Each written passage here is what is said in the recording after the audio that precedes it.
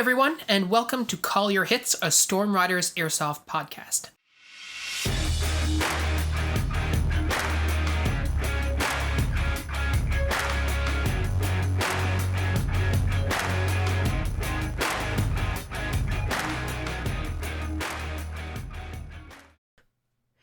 Thanks for joining us, everyone. Today, Pat and I wanted to talk a bit about a recent game day we just had, actually just this past weekend.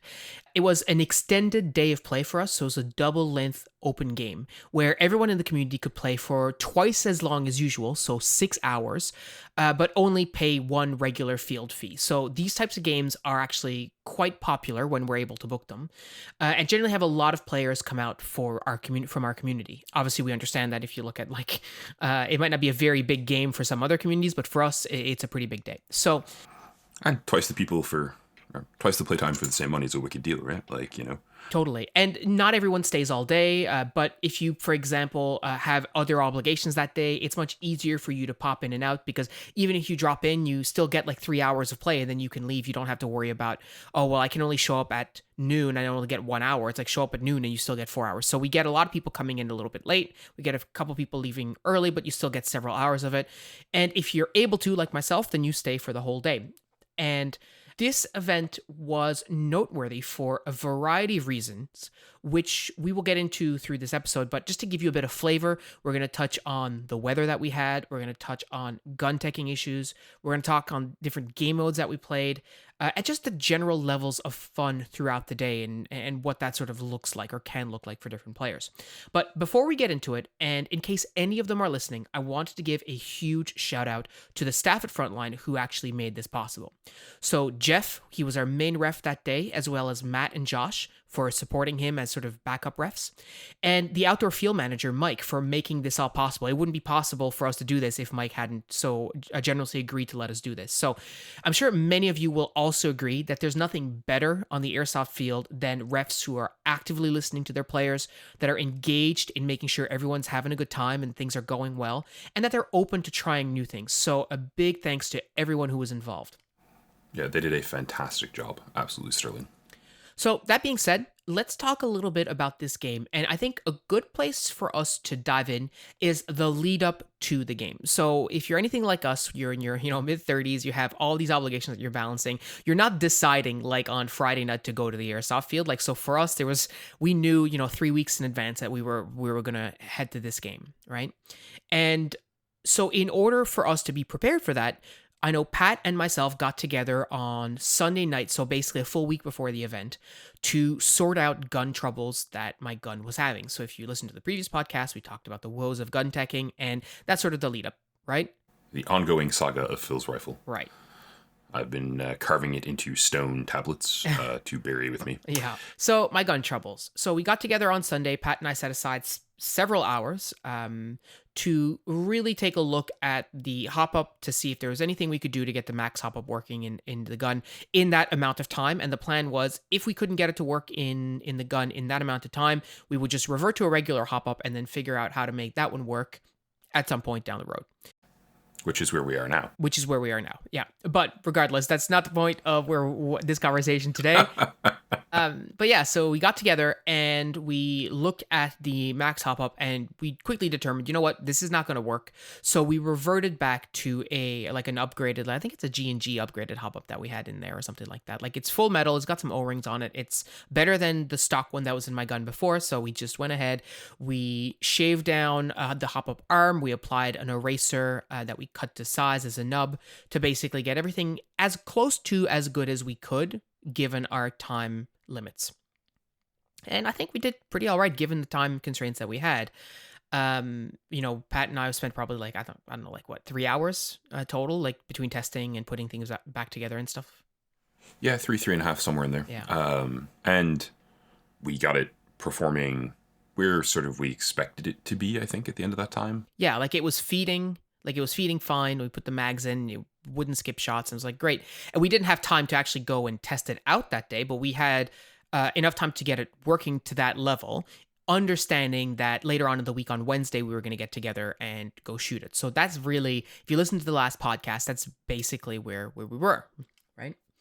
So we went out on Wednesday and we shot my gun. And you know what? I was getting some weird performance. Like it would shoot a couple of shots normally, and then a couple of shots would go fly off into the distance, and maybe one would drop off. And overall, it wasn't like super great, but at the same time, it was still performing okay.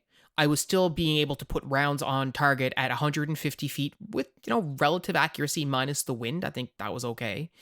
And overall, it was working fine. And we also tested Pat's gun because we're like, well, Pat hasn't played yet this season, so it's going to be the first foray. Want to make sure that everything is shipshape. Stefan came out, tested his guns, and at the end of the session, we had guns that were, I'd say, pretty well dialed in. Like, the hop up was tuned as good as we could.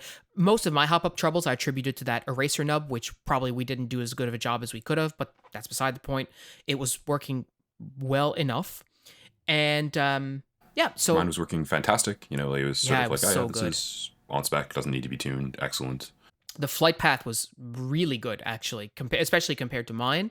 Yours was like, I was like, that's how I want my gun to shoot, but I know mine is not where it needs to be right now. But at the same time, I was like, yeah, I have a bit of envy. This is a good performing rifle. But at the end of the day, we had, your gun working and we had my gun working, and Steph had like 3 guns with him at the time. I think both of just the 2 HBA setups. Oh, right. Yes. He had his Kythera 416D? Yeah, like a little tiny. It looks great, don't get me wrong, but it's a little tiny thing. And then his... Oh, it's a sick little subcompact. His sniper rifle, yeah. But to make Pat happy. But so we got everything working. We're like, great, we're all set for Saturday. And then that's when, I started to get excited. I'm like, okay, we've got all the gear ready. The guns are working fine. And perfect, right? So very excited, post up with the guys, start talking, we coordinate, make sure that, and I said to everyone, I'm like, bring as many rifles as you can, because in case anybody has a rifle that doesn't work, we don't want anybody going home because their rifles don't work. And I think we can all agree that's sort of the shittiest situation you can have. You go to the airsoft field, your rifle doesn't work, and then you just have to go home out of it because you don't have a backup, you don't have anyone who has a backup. And we're like, well, if our guns don't work, then we have backups. If somebody else's guns don't work, that's fine too, right? We're happy to share. And I think that's true of any of us. I think anybody who showed up at the game, we know everybody in the community. If somebody needs a rifle, don't worry about it. If we've got a spare, you can borrow it. It's okay, right? For sure. And I feel the need to preface anything further with Pat was dumb and didn't bring the Garand. And I tested my gun. It was fantastic. Yeah, everything's great. And even though you didn't bring a spare, I know Jason Fong had his rifle. I know Johnny had both of his rifles. Stefan had like 4 rifles. Josh had like 4 rifles. So like we were covered from that angle. I wasn't concerned. We were flush with assorted rifles. Yeah. LMGs, subcompact weapons, and whatever else happens by. So then we head to the field on Saturday morning. We know Pat's going to be a little late. That's okay. I'm there nice and early. I know Stefan is there nice and early. So is Chris. So we get all our crap out of the cars. We get all loaded up. The waivers are all, digitally signed in anyways. But so we head onto the field, start unpacking our stuff. As a bit of a spoiler, the weather was supposed to be really hot that day, so we brought a lot of water. I know Chris brought extra water basically for everybody to make sure that we wouldn't get in a situation where anyone needed water and didn't have some. And when I say anyone, I don't mean just us. Like I said, anyone at the games, if you need a water bottle, there's some there. And it turns out that many players had that same attitude, which was great. There was one guy in particular, Robert. He had brought a cooler full of ice and water bottles, and he spent the whole day going around being like, does anybody need water? Which is really great to see, especially when the weather conditions are a little harsher, but I'll get to that in a second. Our community is definitely very solid. Yeah, no question. So yeah, so we head up to the field, go to the safe zone, start unpacking the stuff, and the ref comes around and starts chronoing the guns. And so I go and I chrono my gun, and I know my gun shoots 1.3 joules, so I'm like, perfect. I chrono my gun, and I'm like, yeah, it's 1.3, should be anywhere between 1.31 to 1.33, probably on the outside. And I fire a couple of shots very confidently, and he's like, yeah, it's shooting about 0.8 joules. I'm like, that can't be right. So he That's goes, no bueno. And he checks with another chrono, and we're still shooting 0.8 joules. I'm like, that's not possible because I know my gun shoots 1.3. So then we realize, so I'm like, okay, well, there's something going on in there with the hop unit. And we realize that one of the springs that actually holds a hop up in place, I had forgotten to put it back in when I put my gun in. And I would not have noticed that on Wednesday when we went out, because the gun was still shooting, but I didn't have a chrono to see how hot it was shooting. So then becomes the mad scramble to try and find the part that I need to make this gun operational again. And thankfully, I managed to get it out of John's gun in his hop-up. I extract his little hop-up spring. I put it on mine, reassemble my gun, and go to chrono, and it's like 1.28 or something like that. And I'm like, that's good enough, right? That is at least where it's, more or less supposed to be. Yeah, so that's great. And so then we had a couple of games, and we started the day. Now, let's talk a little bit before we get into like the game modes we started with. Let's talk about the heat. It was a warm one. So we live in Newfoundland. We've talked about this before, right? A warm day in summer is usually like 24 degrees Celsius. That's like, oh man, it's warm. Not, hot, but like, this is a very warm day. It was 36 degrees with the Humidex. And like most of the season we play airsoft in at 10 to 16 degrees is a normal day. Yeah. So like I'm a polar bear. I was not built for 36 degree weather. And so that's a warm day. And especially where no one who lives here is used to that. And frankly, I think that's pretty much anyone who was playing airsoft that day. It's really, really important to stay hydrated. So I had 2 1-liter water bottles with me. I burned through those. I ended up drinking 3 500 ml plastic bottles that other people just tossed at me because I hadn't brought enough water. And I really thought I had. Genuinely. Like when I was leaving the house, I'm like, I'm going to get there around, 11:30. I'm going to play for about 4.5 hours. I probably won't need more than 2 liters of water. I was dead wrong. And just for our American listeners, 36 degrees Celsius with the Humidex, that's approximately like 98 degrees Fahrenheit. So for us, that is quite warm. And it was a full bright day, but bright sunny day, but because we live next to the ocean, we get a lot of humidity. So like the relative humidity was like 70%. And I think with just looking at the thermometer without factoring in the Humidex, it was somewhere around 29 or 30 degrees, which is still like 84 to 86 degrees Fahrenheit. Like it's quite hot by any standard, but especially by our standards. We're just not built for that kind of heat, like Pat was saying. And I mean, the human body is very adaptable, but like last week it was 14 degrees. And so when we talked about the start, how the refs were really attentive, I think that was one of the aspects that we really saw it. The refs made sure that, number one, Jeff brought a huge portable sunshade, like a big sort of like a tent, basically. It was just like a big pavilion sort of roof thing, so that people could actually get shade, because the safe zone has no shade whatsoever, unless you go inside, but then you're roasting in a Connex box, so that's no good. Yeah, that is not cooler. A metal Connex box that has been baking in the sun since, the sun came up is not cooler than outside. For sure. And Jeff gave lots of breaks in between. So not just breaks to like hydrate, but also just breaks to rest, which when you're working in the heat like that, I mean, you sweat a lot. It's very tiring. And unless you're acclimated for that kind of heat, it's going to be challenging for you. So for example, for context, like I'm heat training right now as a runner, and so I run at the hottest time of the day, and it's still excruciatingly difficult. So they did a really good job pacing the games and stuff like that, make sure everyone had enough time to rest and hydrate and stuff like that. And the fact that we had water on hand for everybody also didn't go straight. Some of us had, in addition to water, had some Gatorade to like rehydrate, replenish your electrolytes, etc. Phil and John brought the MREs. Yeah, we have some old MREs that we just still have a nice hiss to them when you crack them open, so that's fine. Yeah, so you have your electrolyte packets and all this kind of stuff, which can help. But so when you're playing in really warm weather, I mean, can't stress this enough. You have to hydrate. You have to bring enough water to last you however long you think you're going to be out there. And however much water you're thinking about bringing, you should probably bring some more if you know it's going to be quite hot. Yep. Same thing with Pat. I took multiple water bottles. I think I had 2 liters of water on me, and I went through all of that and more. I went through all of that and probably some more spare water bottles that were just kicking around. So definitely worth considering. And The advantage, though, is that it wasn't particularly windy, which is nice for us in Newfoundland because we get a lot of wind, and that wind hampers your BBs, right? So it was a straight shooting kind of day, which was wonderful. Yeah, that's very rare here and always to be sort of prized and enjoyed. Yeah.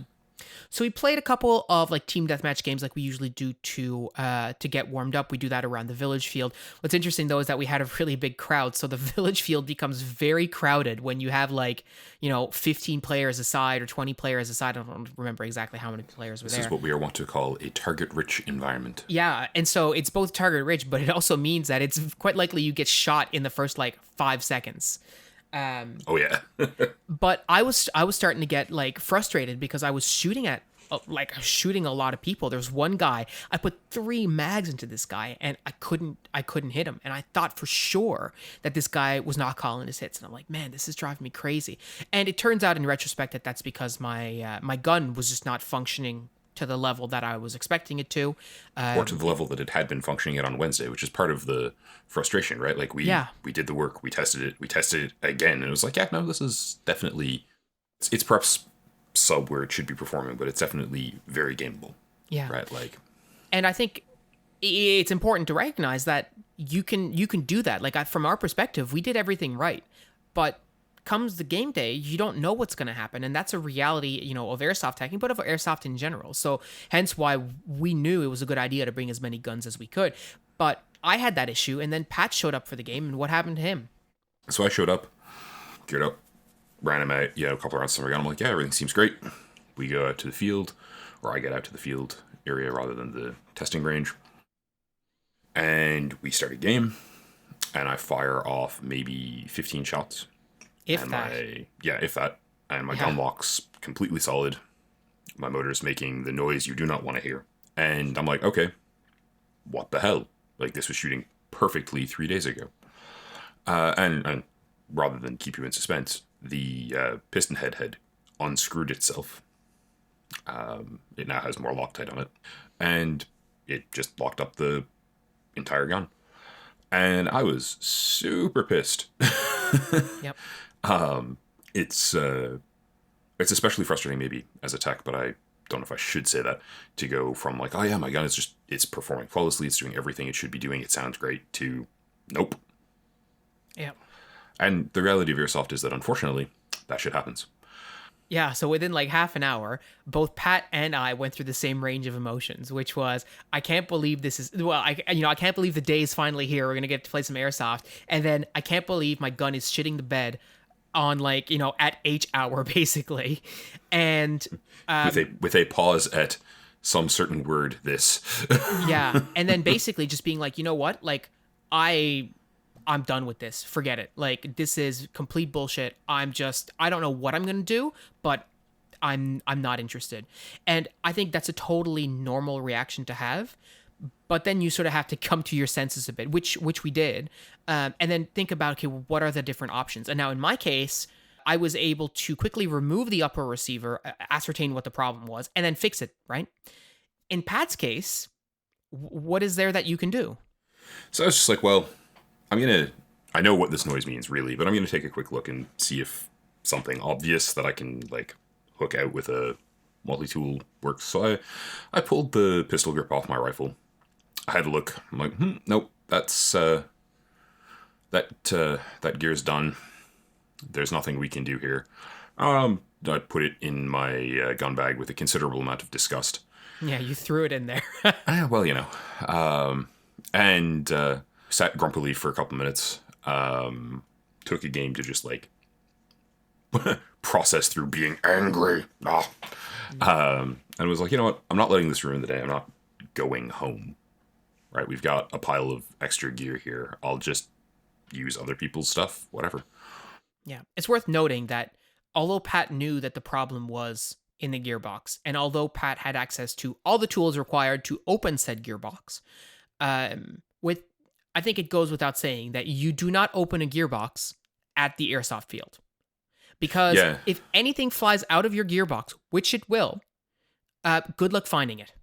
Because, yeah, taking down your gearbox on a picnic table in the middle of the safe zone of your airsoft field is, at best, a bad idea. and at worst a terminal I need to buy new parts idea. I got to a point where I was like, yep, okay, I know I need to crack the mech box to fix this, and I'm not doing it right now. If the spring from your anti-reversal latch flies out of your gun and lands somewhere, you will not find it again. Yeah, it's gone forever. Yeah, like it could, fall into grass. It could fall on gravel. Like chances of you finding that, a needle in a haystack, quite literally. So if you're at the point where you're like, oh, I'm going to open my gearbox and you're at the field, walk away. Like that's your gear tech walk away point, right? You just put it down, put it in your gun bag, and then look at your other options. And thankfully, in our case, we did have other options. And that's where you really need to start having a mindset shift, because you just had something really frustrating happen, right? You have your primary gun, which you probably want to run because it's going to be your best gun, malfunction and no longer works. And now you're relegated to using your backup gun, which probably still, if you're a guy like Chaz and you have 15 guns, it probably runs just fine, but it's probably not as good as the gun you were wanting to run. Or perhaps it's different than the gun you wanted to run. So the gun you wanted to run is a DMR. You dress like in order for you to run a DMR kit, and now you're having to run your subcompact SMG, which is a different sort of feel. It's a different sort of gear that you might want to wear, all this kind of stuff. Yeah, it turns out your ghillie suit is not super optimized for your LMG role. Right. Or if you're, you've got a vest that takes like M4 mags or whatever, and now you're using MP5 mags or something like that. It's not ideal, like all this kind of stuff. And so you're in a position where things aren't really going your way, obviously, since your gun malfunctioned, and you might be at a disadvantage because you're using unfamiliar gear or gear that you would rather not be using or what have you. So you really need to have a mindset shift around what is going to happen now. And if your attitude is, shag this, I'm going home, well, that's fine. It's unfortunate, but you can do what Pat did and what I did, which is, okay, what do I have available to me? And what can I do about it? And right? So I think it's worth noting here, if it's a random skirmish, right? If I were gaming every week and this had happened, I might have just been like, I'm out, whatever. I'll see you guys later. But we literally planned this a month in advance. We had the field for twice as long as usual. We had a ton of players. I'm like, nope, this is not the game to just peace out on. And especially given that I'm sitting there going like, why didn't I bring the Garand? I could just use that and it'd be fun. Because it's just a fun rifle. So I gave props to Phil here. So the first thing that happens pretty much after that is, Chris is like, well, I'm going. John's like, oh, I'm going to use my alternate rifle. So we've got a ton of options. And Chris and Phil are like, Pat, you should take Chris's rifle. It's basically your rifle with like a tiny bit less barrel. 4 centimeters. Yeah, exactly. Right. You built it. What do you want? And I was like, honestly, no, like Phil can take that because he really wants to be running a performance rifle today. And I just was like, you know what? I'm not going to care about that aspect of play today. I'm over it. Right. The me who showed up this morning, like, yeah, I've got this wicked gun, super dialed in. Yes. I was like, no. So, it was like, what's in the heap? And Stefan had his PDRC there. And as we've talked about before, me am large man. The PDRC is basically P90 sized. It does take M4 mags, which is what I was carrying on my vest. So like that worked out all right. So I played a bunch of games with a tiny little PDRC with 3 mags that worked because it doesn't take my metal Stanag mags very happily at all. And no optic. And it was hilarious. Yep. I managed to be combat effective for several of those games. Definitely not the first 2. I was just like, how does this even work? And it was a laugh. I had a ball. Like I can one-hand that thing. I could use it as a sidearm if I could fit it on my gear. Yeah, one in each hand. If we had a second, that would have been no problem. Yeah. So you need to really, when you have those options, and I recognize that not everyone is in that position. You may not have a backup gun, and you have to go home.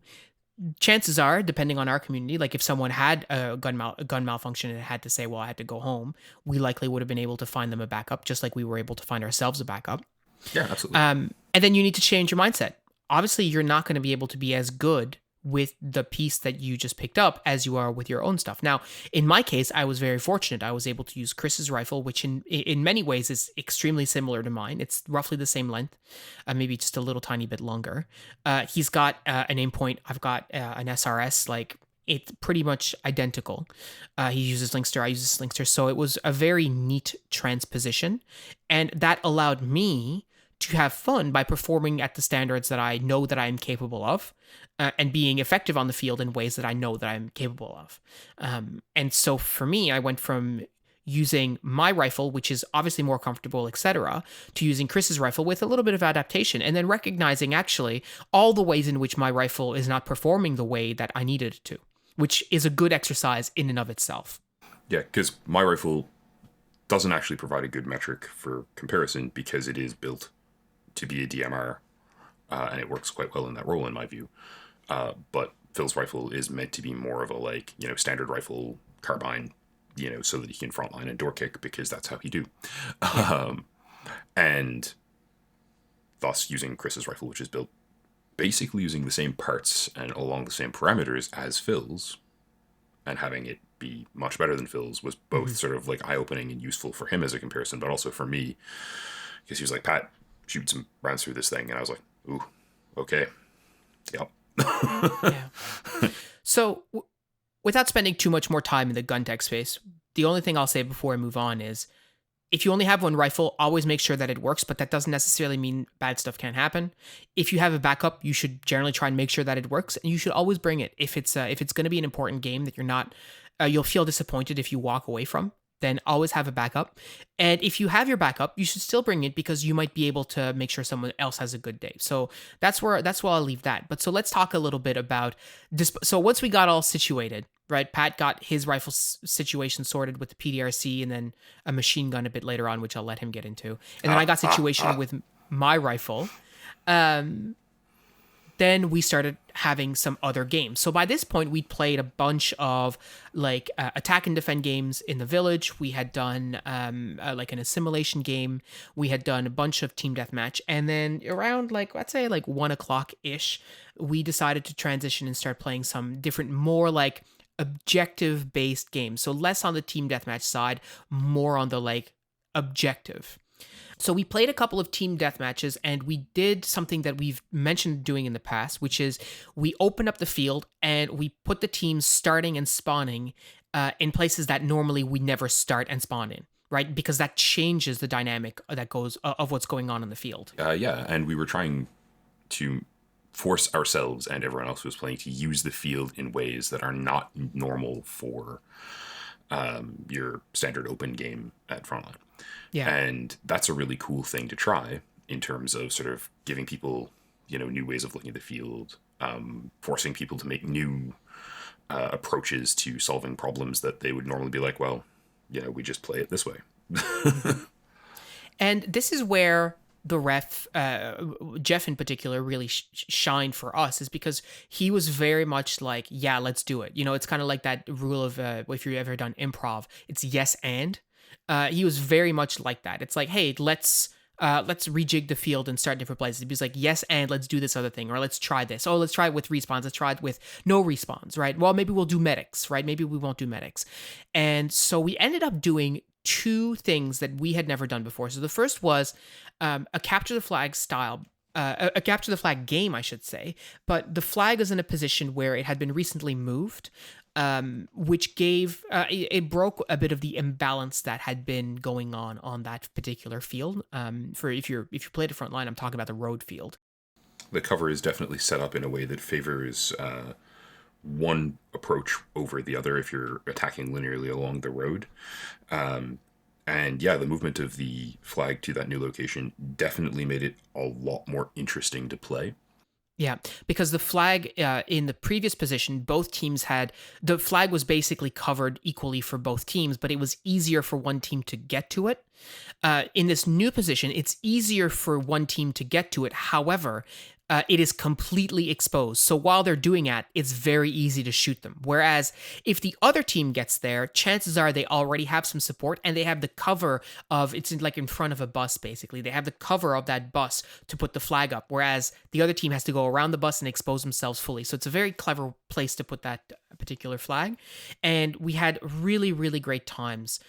So if you've ever felt on your field that your, for example, capture the flag game mode or maybe King of the Hill game mode, similar sort of vibe, is getting a little stale or is too difficult for one side or the other, I highly recommend trying to move the flag or move the capture position around to see if that helps sort of break that stagnation or break the difficulty sort of curve for one side or the other. It's amazing what rearranging the furniture will do. Yeah. You can move the cover around too, but like the flag is probably the easier part to move, I would say, right? Totally. I meant that sort of by way of humor.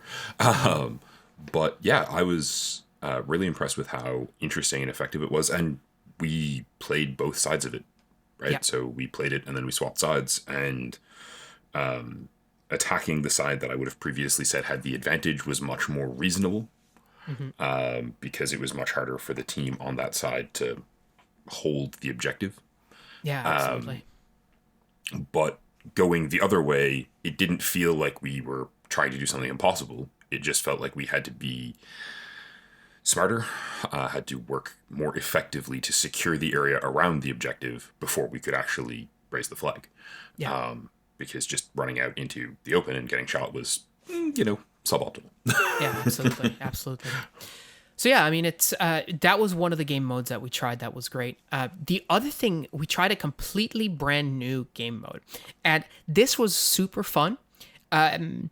But as a bit of a sort of caveat, it's always worth remembering that when you try something completely new for the first time, it will probably not work exactly the way that you envisioned it would. So for this particular game mode, we decided to do like a VIP escort, and each side would have a VIP.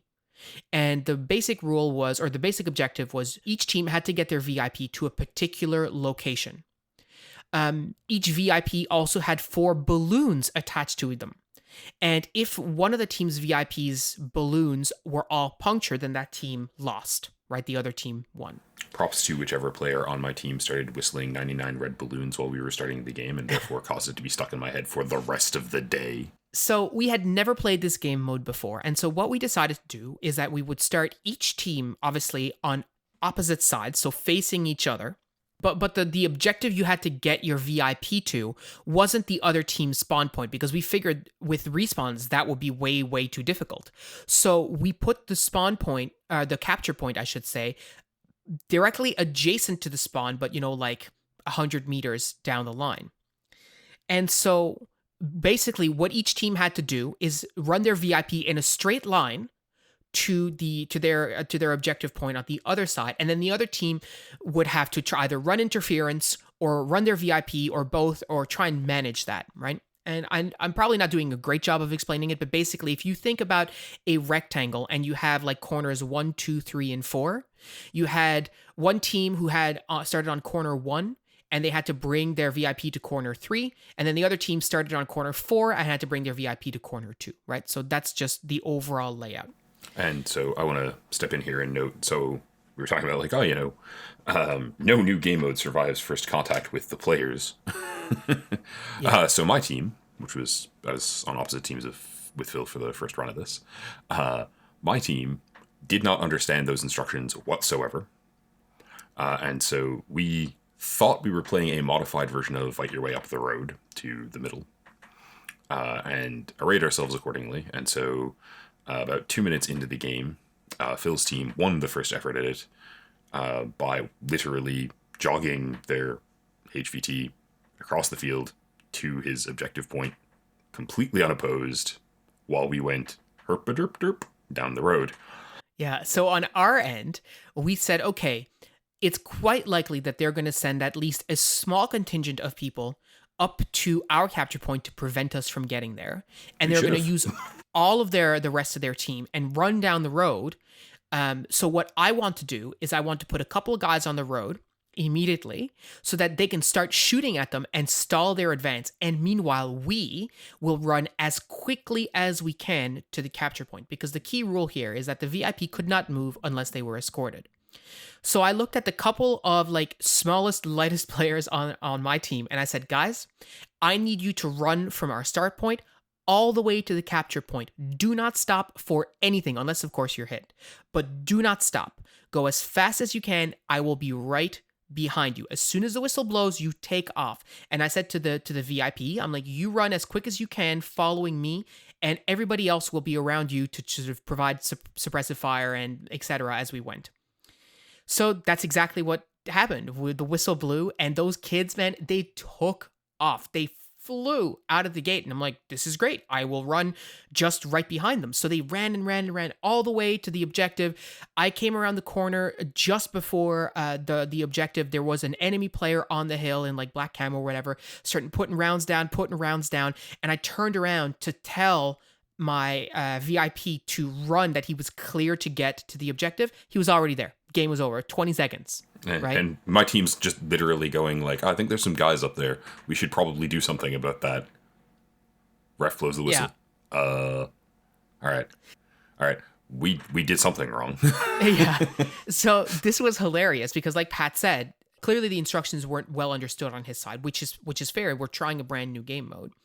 So we did a bit of a huddle, and we're like, okay, how are we going to make this a bit fairer, a bit more sensible? And what we decided was we would have each team divided into two, and half of them would start at the capture point and half of them would start at the spawn point. Now, if you died, you still had to go to your spawn point to come back, but it meant that the other team couldn't just run their VIP to the capture point.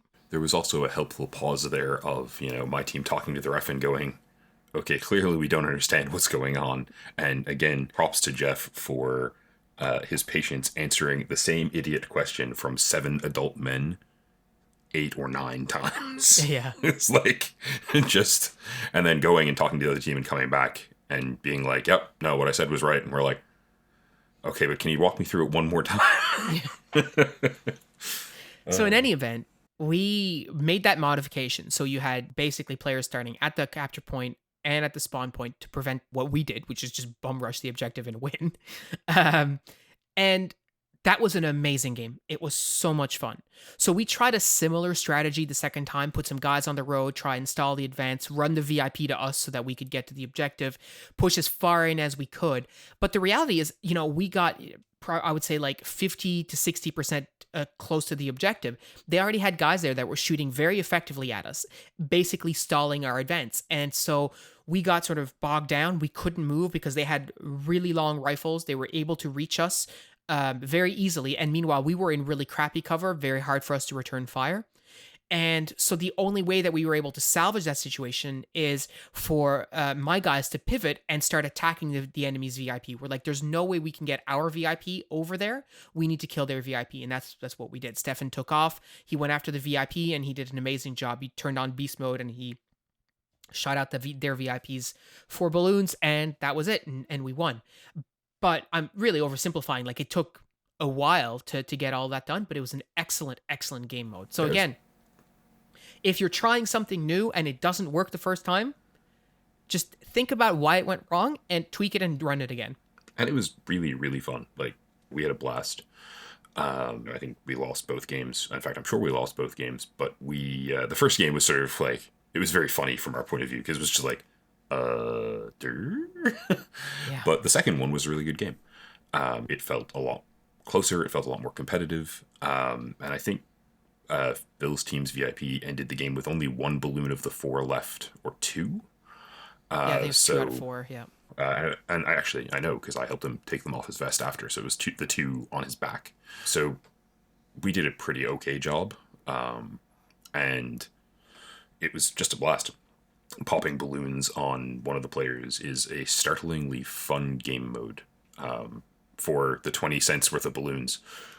Yeah, you need a volunteer, though. It's obviously you don't want someone who is willing. You need someone who's willing to get shot repeatedly until the balloons pop or whatever. And so, on our team, I know it was Alex. I can't remember who was on your team. It was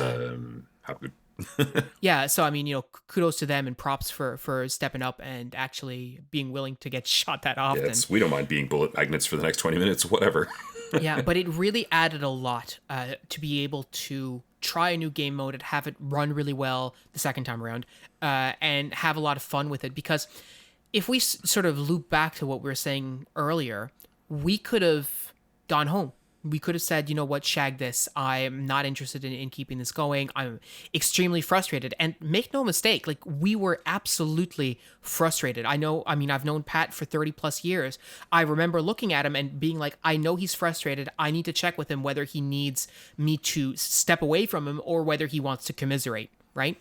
And he was like, no, I'm fine to commiserate. So good. But we were both at different times. We were both sort of maxed in terms of our frustration level. And it's easy to just say, I'm not dealing with this anymore. I'm walking away. But if we had done that, we would have missed out on a great day of play. Absolutely. And regardless of the tech issues, like, this was a game where I was like, man, I want to go next week. Mm-hmm. Very, very just, yeah, awesome. And to go from, my first 20 minutes there being like, why do I even play? Right? Like, Yeah. why do I even do this? Just putting up with this frustration. To, man, like, no, I'm we go next weekend, yes, was wicked. Like, Absolutely. just, I think it's a good thing to remember that, like, when you're pissed off, when you're frustrated with, especially with airsoft, but like with any hobby, that you probably are doing this because you love it, and that pushing through that frustration is usually a really good idea. We all have that, like, oh, I don't want to get my ass up off the couch and go do this thing kind of moment. And it can be challenging to force yourself through that, but, like, it's almost always the right play, right? And this was very much a matter of, like, yeah, I'm just going to sit here on the bench at the picnic table and have a little angry for 5 minutes, and then, yeah, no, I'm gonna pick up this silly tiny little gun, and there are going to be very funny pictures of me using it posted afterwards, and we'll give her. Yeah, I can't agree more. And I think when we look at the whole picture, it's easy to pick out all the stuff that will frustrate you in the day. It's like, well, my gun's not working. It's super hot. I'm sweating, like, sweat is running down my body and it's super uncomfortable. I'm dehydrated. I'm thirsty. I'm hungry. Like, all of these negative things. And it's easy to latch on to all of those stuff and just let your frustration build. And at some point, it's totally okay for you to say at some point, I'm done. But there's also this opportunity that you have to switch your mindset and go, okay, all these things aren't really going my way. What is going my way? What are the things that I can control? What are the things that I can do about this? You'll be proactive. A lot of the frustration that we experience in our lives is because we feel like we're sort of backed against a wall. We have no options. In our position, we were very fortunate that we did have different options that we could look at. It's like, I can use John's gun, I can use Chris's gun, I could use one of Josh's 4 guns, I could even use one of Stefan's 4 guns, right? If you're in a community and you know that you're going to be going to a game, there's just nothing preventing you from sort of having some conversations with people and setting yourself up to make sure that there's a backup if anything does go wrong. Even if it's as simple as going to the business that you're playing at and going, hey, can I get a rental, right? And so, yeah, like, shout out to Chris for loaning Phil his rifle, and to Stefan for loaning me his PDRC for a bunch of the day. And Johnny let me use his rifle, which was, to me, really important, because his and Chris's rifles was like, oh, yeah, okay, I'm not actually an idiot. I do know how to do this. It's just the 2 of the guns I built shot the bed today. All right, fair enough, yeah. Because there's that just moment of, like, oh, God, why? But, yeah, I had a blast. And you got to use Josh's Mark 46. So, yeah, and so for what ended up being the last game of the day, I ended up using Josh's Mark 46. And we've definitely talked, let's be real, a lot of shit about how ineffective LMGs are. Might have to rethink some of that a little bit. Phil's shaking his head, but I got a lot of kills that game, most of them through just firing unreasonable quantities of BBs downrange at groups of people who were unprepared. Mm-hmm. It was a tremendous blast. There was a point where, like, I pushed around a corner and took out 2 guys and almost took out a 3rd guy who were in cover just under the weight of the fire that the gun allowed for. And it was just a very hilarious, like, enjoyable experience. Many laughs were had by me, and all the people who I was playing against were like, that was ridiculous. not in a like negative way, just in a like, what the hell? And let's be real here for a second. You look like a badass. Like, I remember I was on top of the 2-story structure, and I was shooting outside the window, like the widest window, doing work, if I do say so myself. And I looked down into the village, and you're basically just there, like wielding the machine gun from the hip, like just shooting as you're moving. And I was like, oh yeah, he's don't mess with that guy. Right? Like, and whether or not it's as, I mean, whether or not it's effective is certainly one conversation, but there is no question that it is super cool. It's obviously lots of fun for you to do. And I mean, like I said, you just look like a badass. Like, it's not like you using a PDRC. That looks funny.